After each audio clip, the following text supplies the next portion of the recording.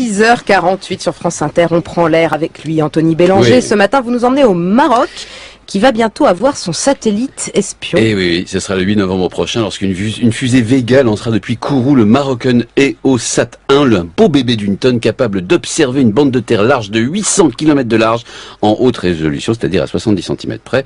Le contrat a été conclu en 2013 avec la France de François Hollande dans le plus grand secret. Il a coûté 500 millions d'euros au royaume chérifien. Il sera placé en orbite à 695 km d'altitude. Bref, un véritable petit bijou de technologie, mais surtout le Maroc devient le 3e pays africain à disposer d'un satellite espion après l'Égypte et l'Afrique du Sud. Et ils vont observer quoi, les Marocains?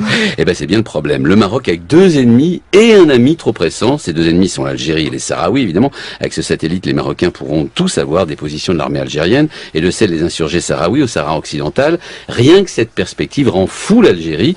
Quant à l'ami trop pressant, il s'agit de l'Espagne. Et là aussi, les Espagnols ne sont pas du tout, mais alors pas du tout rassurés.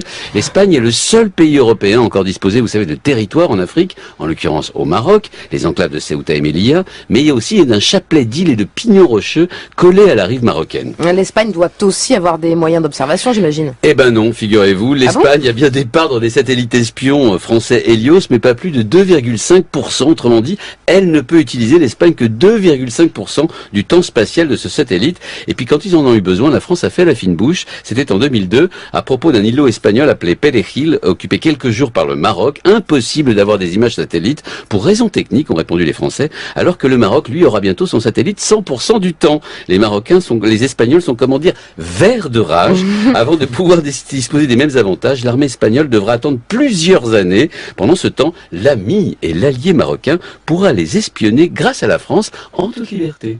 Tout va bien.